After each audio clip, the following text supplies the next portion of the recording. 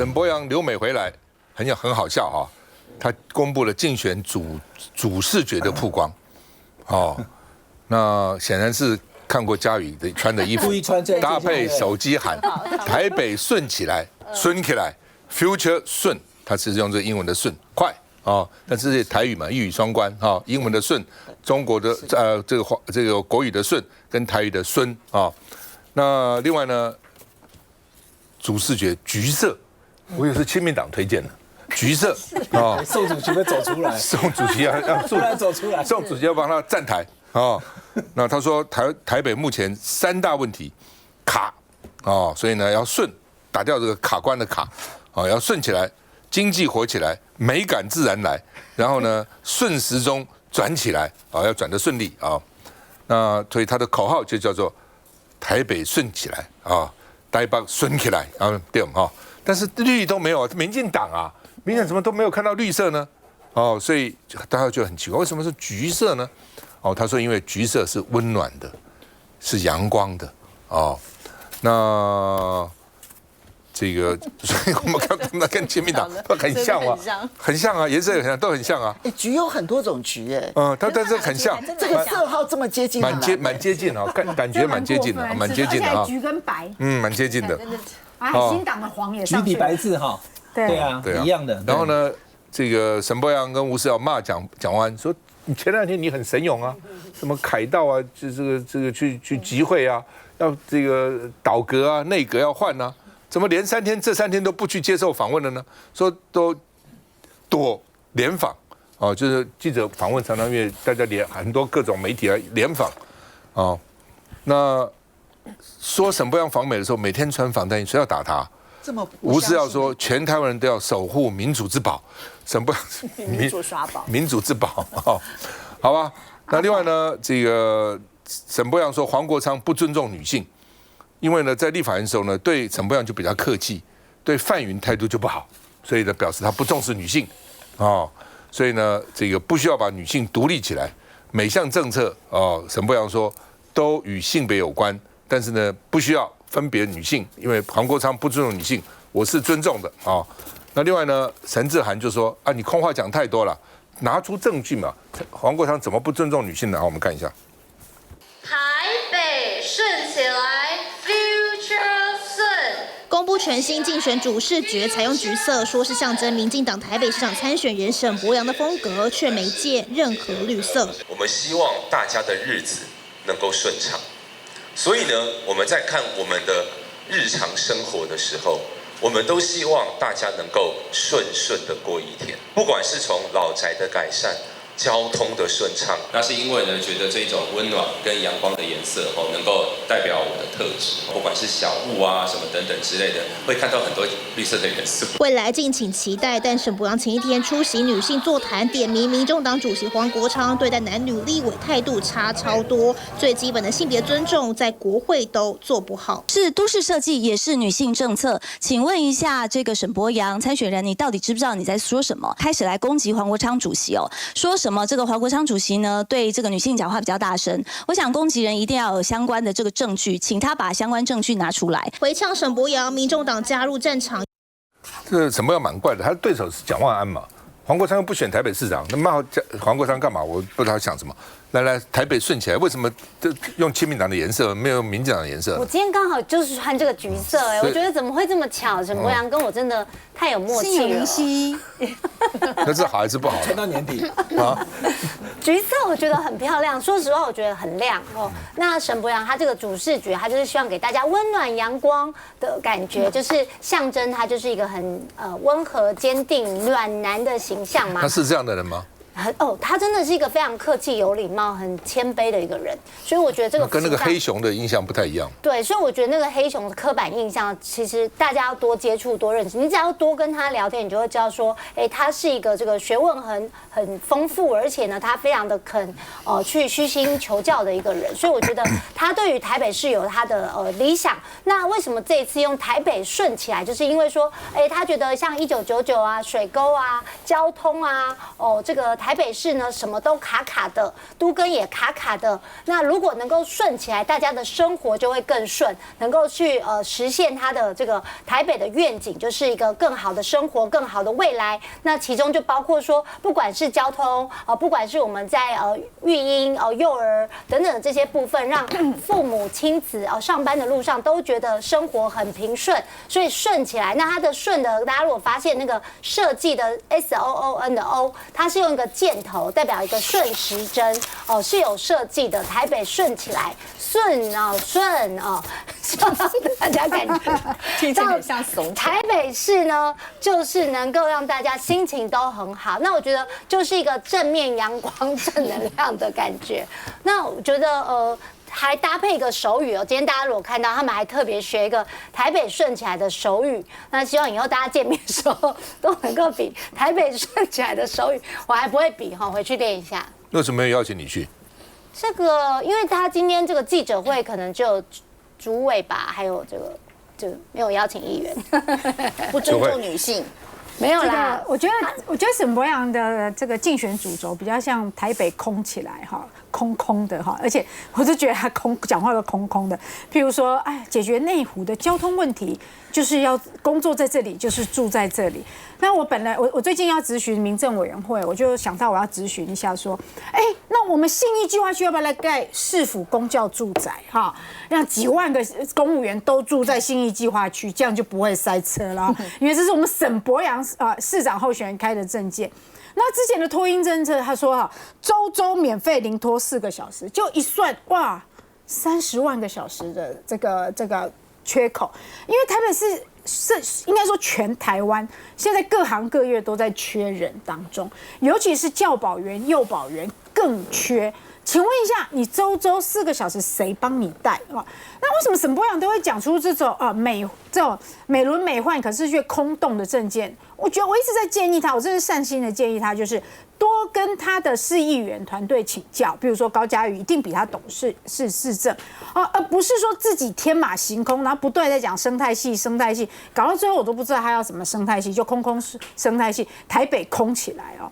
但我觉得没有關係啊，任何一個市長候選人都會有他自己漂亮的競選口號哦。但我們剛剛看到這個主視覺的時候，沒有一個人會覺得這是民進黨的主視覺啊，連一點綠都沒有，萬橘叢中一點綠都沒有啊。橘跟白的搭配就是當年的親民黨啊，我也不知道說之後這個沈伯洋要不要去跟親民黨買一下這個版權哈，或者是邀請宋楚瑜先生來當他的競選顧問哈。那為什麼民進黨？其實我告訴大家，也不止沈伯洋，但所有台北市民你們注意一下，你們選區的民進黨議員候選人，今年去綠化是不是很嚴重？就是他的看板、他的背心是不是都改成五花八門的粉紅色的啦、白色的啦、紫色的啦，就是很少綠色的了。好，為什麼？大家要去思考為什麼？如果你的施政是拿得出手的話，過去的民進黨都是清一色的制服。但現在的民進黨各顯神通，唯一的共同點就是去綠化。不看。其實淑慧在這邊，我就特別講一個，我就想到，因為我不知道他的主視覺是這樣，因為完全沒有綠色嘛，確實就是那種後面的小物跟它的主 key 來講的話，裡面完全沒有白色，有這個橘色，還有一點點粉色，或者是說這個淡橘。淑慧應該記得很清楚，2010年的時候。郝龍斌那時候競選連任的對手是蘇貞昌，他穿的今天剛好兩顏色都在，就是翁小玲委員的顏色，粉紅色，台北超越台北，完全。其實因為民進黨台北市要單獨1對1贏國民黨真的很難，但是我印象中記得那是蘇貞昌是拿到43%，就是有40%以上，算是選得不錯，當然是輸了哈。所以我在想，是不是其實也就是不要去強化民進黨的那個色彩。在台北市啦，因為確實台北市1對1要贏，所以完全選一個綠色以外的顏色。蘇貞昌以前選的是粉紅色，就是翁小玲今天的顏色剛好呢。那這個沈伯洋今天挑這個顏色，但是我是覺得市政上來講的話，其實它裡面那個箭頭，因為我剛剛看了很久哦，它是雙箭頭，可這兩個箭頭它是順上面那兩個嘛，就2個圈圈，看起來像時鐘啦，那它又不是說繞成一個循環。反正這個視覺，我剛剛查了一下，他是去找那個德國紅點設計獎的那個得主，叫馬詩韻設計師，也是有名的設計師啦。好，但是我是覺得這個主視覺其實並不會成為最後勝負的關鍵，它只是一個意象而已，只是完全沒有用綠色也顯示出來這個地方的選情對民進黨是相對困難的。我跟你講，蘇貞昌除了襯衫是粉紅色以外，其他都還是綠色，還是綠油油的，只有他那一件襯衫是粉紅色，他是全部都沒有綠色。他今天有被問到了，記者有問他，為什麼沒有綠色？沈伯洋說，後續會推出競選小物，就會把綠色融入。那但是不是主要，你主視覺这個還是主視覺嘛，對吧？你是最重要的嘛，就表示你知道這民進黨在台北市越來越不得人心，真的越來越不得人心。那台北市是中華民國的首都呢，台灣最重要的地方哎，对不對？政經中心呢，那你在政經中心你不敢放手一搏，對不對？那你這個你的進取心，你的膽子也太小了嘛。現在再回來。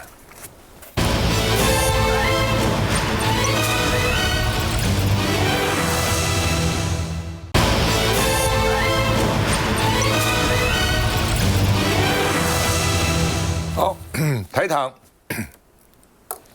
盧秀燕這個說內閣已經壞光光了那現在龔明鑫就推給說地方政府要多查那高檢署的主任檢察官那就講呢說通報是法定的義務那因為呢這個通報不是行政機關的恩惠高檢署的主任檢察官叫做陳宏達這樣說本來就應該通報這你的法定義務就要通報那另外呢經濟部幫台糖叫屈，因為經濟部是台糖的號稱主管機關了他說台糖是受害者也是乖寶寶那麼是受害者乖寶寶怎麼罵我們呢那另外呢經濟部連續發了4個文章替台糖護航然後呢本來說是好寶寶，後來改成乖寶寶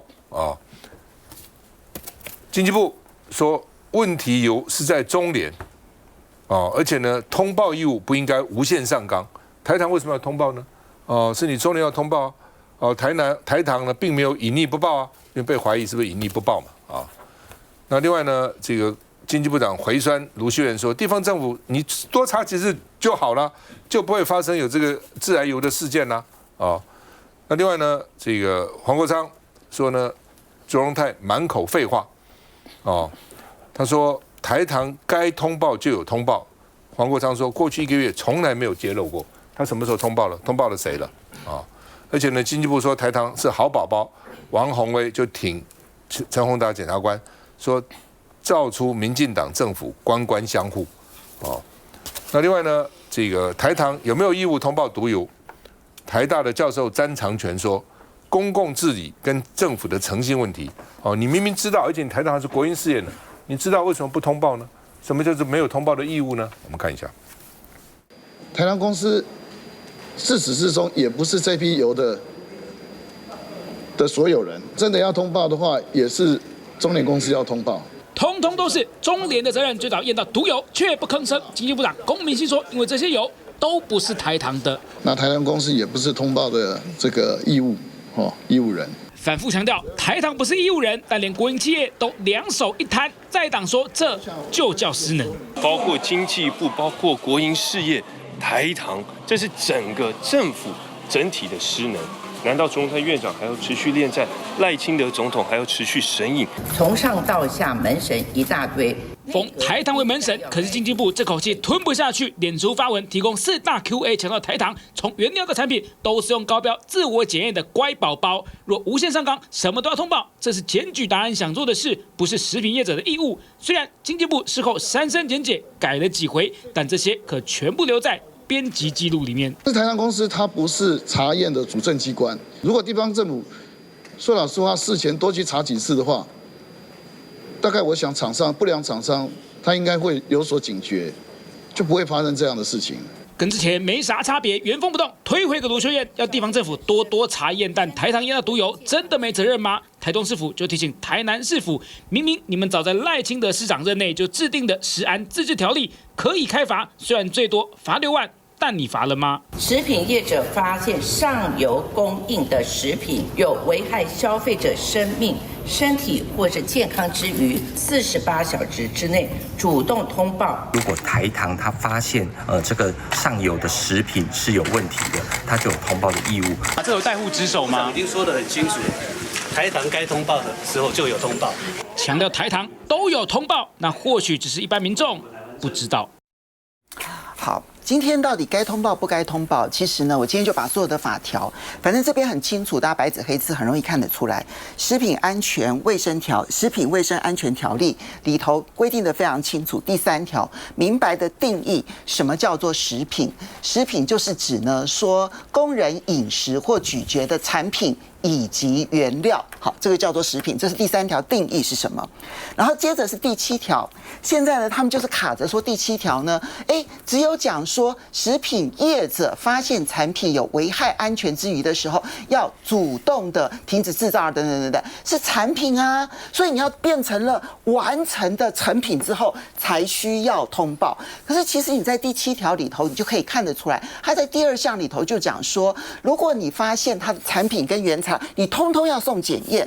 那既然送檢驗，所以你只有發現到產品，那這個產品到底指的是食品當中的哪一個部分呢？好，現在開始咬文嚼字的重心點就放在這邊。好，那我也不去跟這個衛福部咬文嚼字，也不去跟那一個完全不懂的經濟部咬文嚼字。經濟部有這種態度，難怪他底下的國營事業會是這一種失職的態度。我們就來看，這個是台南市政府他們當初自己訂定的台南市食品安全管理自治條例，這裡面呢，它的第8條裡頭明白的規定，只要是發現到上游供應的食品，請注意哦，這個食品在剛剛前面的中央立法的食品安全衛生條例裡頭，明白的規定是產品及原料半成品，通通涵蓋在內，在48小時之內要通報。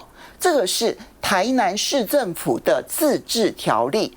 你要注意，並不是說工廠在台南你才能查，然後工廠在高雄你就不能查。你要注意，南橋是台北市政府處罰。請問一下，台北市政府有1家工廠嗎？沒有，台北市1家工廠都沒有。但為什麼是由台北市政府來罰呢？因為南橋的總公司是在台北市，所以台北市就處罰了。所以台南市政府因為總公司在台南，其實你不是查驗的責任，你就處罰就好。可是你現在就想要規避處罰的責任，所以今天才會東扯西扯。但我要提醒的是，今天最嚴重的其實是衛福部。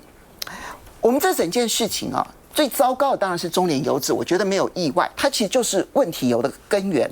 然後它從去年10月，如果按照衛福部的調查，去年10月它放寬了進口黃豆的熱損率的標準，從0.5%上升到5%。你要注意，它並不是每一批的黃豆它都到這麼高的比例。就我現在看到的資料，進來的4批黃豆，只有1批到了4%多、5%多，所以看起來是那一批生產的油出了問題。你真的認為這件事情抽樣抽檢能夠檢得出來嗎？其實這件事情爆發了之後，衛福部去抽樣抽檢，不是後來也講說中聯調包那些樣品，把好的油給我們，然後壞的油都不讓我們抽樣抽檢嗎？如果衛福部都會碰到這個問題，你覺得真的抽樣抽檢能夠抽得出來嗎？所以我們當初會定希望業者，而且這個業者並不是普通的業者哦，他要一定規模以上，或者是上市櫃的公司，你才需要有這個通報義務，並不是所有的業者都有這個通報義務哦。那如果你檢驗出來，我們希望他們扮演吹哨者，因為只有這樣，你才能找到有心作惡的壞寶寶嘛，這不就是我們的目的嗎？所以我們會希望台糖申報的原因，就是因為中聯就是有心做壞事，所以我們希望他來通報，那我們就可以不用等到南橋，我們大家才知道這件事情。那我要提醒衛福部的就是，現在他為了要替台糖脫罪，就說：哎呀，原料不用通報，只有成品要通報。那我要給大家看， 2024年當年蘇丹紅，因為那個辣椒裡頭很多都摻了蘇丹紅，那個時候呢，他們就開了一個會議。當時會議呢，就做了一個結論，說呢，我們要落實自主管理跟通報有疑產品、有問題、有懷疑的產品。當時的結論是這一項，這項結論是說，如果一旦發現所有的這一些原料或者產品，這裡面還特別提原料或產品有危害衛生安全之虞的時候，應該要主動的停止制造啊等等，而且要通報。這是2024年。如果你今天為了幫台糖脫罪，告訴大家說，只要你拿到的是原料，你沒有生產退貨了，你就不用罰他，你也不用通報的話，那各位，蘇丹紅事件再來一次，所有的業者都沒有通報義務了，因為他們辣椒粉你進來了之後，請問一下，它當然是原料啊，你拿辣椒粉直接上架的那是食品，是成品，可是我如果进口辣椒粉，我一定是为了要做成我的食品嘛，但它一定是原料嘛。那這個時候我不用通報了，因為台糖都不用報，我為什麼要報呢？今天這整件事情是有一個問題的公司叫做中聯油脂，毫無疑問，所以它被收押了，毫無疑問，所以它被收押了。其他的人，我們希望負起通報義務，是希望能夠盡早的查出這些有問題的廠商，但我最後要說，還有所有的問題根結點還是在於衛福部是如何做出20%才下架的決策。這兩件事情，前面是通報義務，後面是20%才下架。到今天，不管衛福部如何的都不能夠解決問題。我最後提醒一下經濟部啊，經濟部做了一個很爛的比喻，他說：“難道去菜市場買菜要通報所有的菜攤，通通都是爛菜嗎？”我要告訴各位，這些我們買菜的人哈，並不是規模很大的食品業者，所以沒有這個通報義務。但是我認為，如果我真的碰到那家的菜是有問題的，我會告訴我的鄰居，因為我會很希望我的鄰居不要吃到。不，這個毒樹毒果了，哦，你這個原料如果有毒，產品都有毒嘛。對呀，所以擒賊擒王，原料好抓，抓原料比較容易，還是抓成本比較容易？道理這麼簡單嘛？我如果在原料我就抓到你有問題，就不會到成品去了嘛。那你說原料不抓，那到了成品去，像水銀瀉地一樣，你抓不勝抓，這個想不懂嗎？我就不懂啊，就是衛福部或是台糖，你們在想些什麼呢？來，我看。其實剛剛鳳姐已經把那個法條爬說得非常清楚了。這一題我覺得，如果你把藍綠的問題，或是你支持的政黨拋開，這還有什麼疑慮嗎？好，我講一個比較，好吧，我想了很久要不要這樣講哈，那我就舉例了哈，也請各位這個觀眾朋友知道我在舉例。我買麵粉要做麵包，結果我買麵粉的時候，我郵購就給我送白粉來了。那我怎樣？我退回去給他，我跟警察先生說就是他啊，我怎麼收到了毒品了，對不對？所以今天我麵粉還不是產品，還沒做麵包吧？所以任何單位，現在不要講它是國營企業，它是什麼法定義務人，你今天既然在5月11號的時候，台糖要跟中聯油脂買油，他買的是粗油，以後他要做什麼？他要做沙拉油，而且不是台南的廠，是高雄的小港廠。然後你確實沒有拿到，因為你去台中抽驗取貨前驗貨以後，哎呦，你的苯棉比超標了8.1，後來知道，所以你按照時間算，我看行政院最後的調查報告，這個中聯確定的是5月13嘛，那個台糖去跟他買油驗貨是5月11，就那幾天吶，大概就是知道了哈。好，那中聯有問題，台糖當然不是加害方，你甚至可以說你是受害者，可是當你知道了，觀眾朋友，我在路上坐公車發現。位置上怎麼有一把槍？我是不是要告訴警察？還是我跟你下車，我不關我的事？是這個事情上面，你可能在法律上，大家用不同食安法的角度來看的話，有人講說他不需要通報。可是你如果通報了，你是不是會被社會講說你就是那個，對不對？這就是所謂你可以幫助我們的社會能夠解決問題嘛？第二，剛剛有講到南橋哈，廣告時間講的哈，南橋台北市那時候也有人幫南橋講話說，哎呀，他算吹哨者。可是台北市政府用最嚴格的方式，你既然知道了。你不是退回給福壽就好了，你應該退回給福壽之前，你要告訴台北市衛生局，而這個苯片皮的壞油、致癌油、毒油就不會被我們民眾吃到了。所以你應該做的事情，你要有這個道德勇氣。那南橋既然因為這樣，台北市也沒有南橋的工廠啊，它只是公司嘛，它就被開罰了。為什麼台糖不能被開罰？我就一個問題，為什麼台糖不能被開罰？今天把這個事情責任都分清楚。那如果你要一味的講說台糖沒有問題，是中聯的問題，而中聯的問題一定要是由台中市政府揪出，而台中市政府沒有揪出，所以在推責任嘛。我覺得不是應該這樣子。我覺得台糖的這個買油的時候，你既然退了沒有買油的理由，是因為你知道它有本偏比。這種時候，你告訴社會各界、告訴主管機關，讓我們台灣民眾不吃到，不是更好嗎？而且你台糖是國營事業哦，是公營事業哦。那公營事業除了要賺錢啊等等之類以外，你的社會責任、道德責任也很重要啊。你不是一般的这個私人公司啊，對不對？你是國營事業啊，你的老闆是全體國人啊，對不對？那如果對消費者有害，那你台糖不應該舉報嗎？不應該來反映嗎？哦，你說這個跟我都沒關係，這不是很奇怪嗎？休息一下再回來。